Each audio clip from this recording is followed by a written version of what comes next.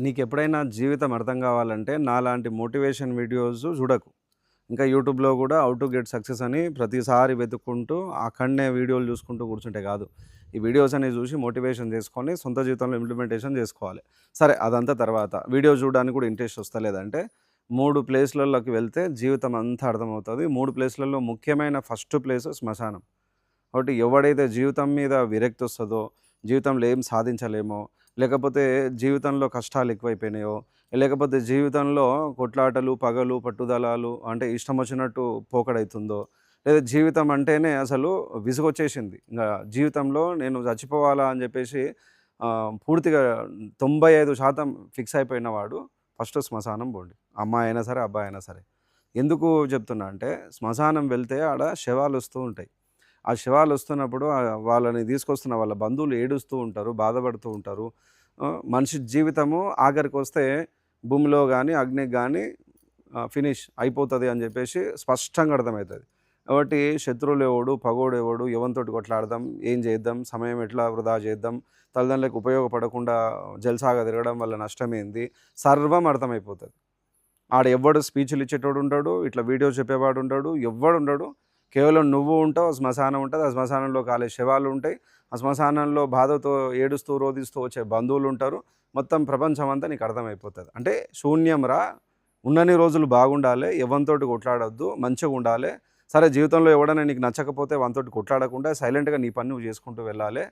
కాబట్టి వద్దు. ఈ పగలొద్దు, ప్రతీకారాలొద్దు. నేను ఇది జేస్తా, అది జేస్తా, అది సాధిస్తా. ఈ కార్లు, బంగ్లాలు, లక్షలు, హోదాలు, అసలు భోగాలు ఇవన్నీ వ్యర్థంరా. ఆఖరికి సస్తే ఈ మట్టిలో కలుపుతారు అని జెప్పేసి స్పష్టంగా అర్థమైపోతది.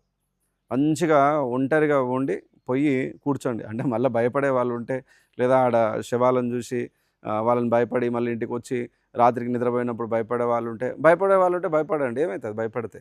భయపడాలే గూడా. భయపడాలే, అర్థం గావాలే. జీవితము ఊరికేనే అర్థం గాదు గదా! కాబట్టి ఈ యూట్యూబ్‌లో, సోషల్ మీడియాలో వీడియోస్ జూస్తూ కూర్చోవడం కన్నా రియల్‌గా డైరెక్ట్ వెళ్ళండి. ఒకసారి శ్మశానంకి వెళ్తే ఆ శవాలొస్తున్నప్పుడు ఇంతేరా జీవితము. వద్దు ఎందుకు ఈ పరుగులు. ఉన్నదానిలో మంచిగా బతుకుదాం. అడ్జస్ట్‌మెంట్ అయిదాం. అందరితో బాగుందాం. నోటి దూల ఎందుకు? ఎవరిని ఎందుకు కొడదాము అని జెప్పేసి మొత్తం అర్థమైపోతది. సర్వం అంటే జీవితంలో ఎన్ని లెసన్స్ ఉంటాయో అన్ని లెసన్‌లు అక్కడ శవాన్ని జూసి వాళ్ళు ఏడుస్తున్నప్పుడు, లేకపోతే అక్కడ కాలుతున్నప్పుడు, తవ్వి అందులో పెడుతున్నప్పుడు, ఒక శవం తర్వాత ఇంకో శవం వస్తుంటే మొత్తం జీవితం అంతా అర్థమైపోతది. ఇది కాబట్టి ఇంగ మిగతా ప్లేస్‌లంటే వద్దులే, మిగతా ప్లేస్‌లు బాగుండదు. ఎందుకంటే ఒకటి పోలీస్ స్టేషను, ఇంకొకటి హాస్పిటలు. ఈ 2 పోతే గూడా మనకి గుణపాఠం వస్తది. జీవితం మీద విరక్తి వచ్చేస్తది. కాబట్టి మీరు వీడియోలో మాట్లాడుతున్నారు గదా! మరి మీకు ఇవన్నీ అనుభవమా అంటే ఏదైనా సరే నీతులు చెప్పేటప్పుడు ప్రాక్టికల్‌గా జేసి చూడాలి. కాబట్టి హిందూ ధర్మం పనిచేయడం విషయంలో పోలీస్ స్టేషన్ చాలా సార్లు పోయేసొచ్చినాం. అలాగే సమాజ సేవ చేస్తూ ఉంటాం గాబట్టి ఎవరికైనా ఏదైనా ఆపద జరిగినప్పుడు హాస్పిటల్‌లు తిరిగిన రోజులున్నాయి. అట్లాగే చాలామంది తెలిసిన వాళ్ళున్నప్పుడు శ్మశానం వెళ్ళి పాపం వాళ్ళని కాష్టాలను చేపిచ్చేటప్పుడు దగ్గరుండి సహాయం చేయడం జరిగింది. కాబట్టి ప్రత్యక్షంగా జూసి అంటే జీవితం మనిషికి అర్థం కావడానికి కేవలం ఒకని ప్రవచనాలు వినడమే గాదు, ప్రత్యక్షంగా ఇట్లా వెళ్లి చూస్తే గూడా జీవితం స్పష్టంగా అర్థమైతది అని జెప్పేసి తెలుస్తది. కాబట్టి ఎవరైనా బంధువులు గానీ, కావాల్సిన వాళ్ళు గానీ చనిపోయినప్పుడు గూడా వాళ్ళ దగ్గరికి వెళ్ళండి చూడడానికి. వాళ్ళతో పాటు ఆహ్, వారిని తీసుకొని మృతదేహాన్ని తీసుకొని అక్కడ శ్మశానం వెళ్ళేటప్పుడు వెళ్ళండి. వెళ్తే జీవితం స్పష్టంగా అర్థమైతది. ఎవ్వడు నీతి సూత్రాలు చెప్పాల్సిన పని లేదు. ఎవ్వడు నీతి సూత్రాలు చెప్పాల్సిన పని లేదు. నీ మనసే నీకు సమాధానాలిస్తది. నీ మనసే నీకు ప్రశ్నలిస్తది, సమాధానాలిస్తది. సైలెంట్‌గా నీ పని నువ్వు చేసుకొని పోతావు.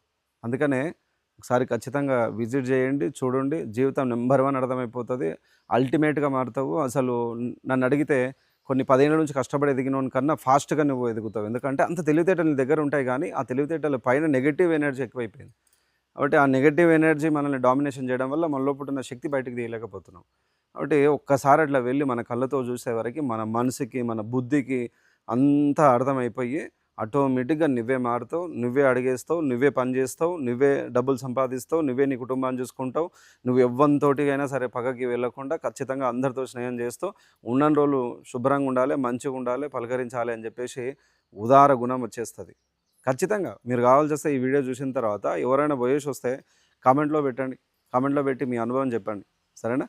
కాబట్టి జై శ్రీరామ్. మంచిగుండండి అందరూ. జై శ్రీరామ్.